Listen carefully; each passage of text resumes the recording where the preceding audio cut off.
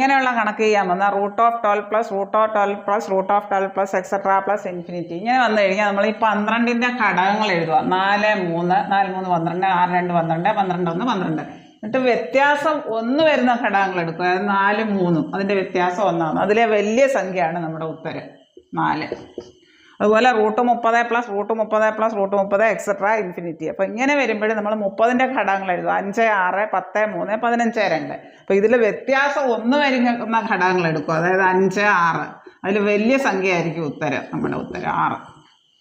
ഇവിടെ അതുപോലെ 20 plus √20 plus √20 √20 plus √20 അങ്ങനെ നമ്മൾ 20ൻ്റെ ഘടകങ്ങൾ എഴുതുക. 10 2 5 4 1 20. അപ്പോൾ 20ൻ്റെ ഘടകങ്ങൾ എഴുതി. ഇവിടെ 1 വ്യത്യാസം വരുന്ന ഘടകങ്ങൾ വേണം എടുക്കാൻ. 5 4 അതിലെ വലിയ സംഖ്യ ആയിരിക്കും നമ്മുടെ ഉത്തരം 5. വലിയ സംഖ്യ അത് ഘടകങ്ങൾ എടുക്കുക. ഘടകങ്ങളിൽ 1 വ്യത്യാസം വരുന്ന എടുക്കുക. അപ്പോൾ ഈ 5 4 ആണ്. 5 4 ഉള്ളതിൽ വലിയ സംഖ്യ ആയിരിക്കും നമ്മുടെ ഉത്തരം.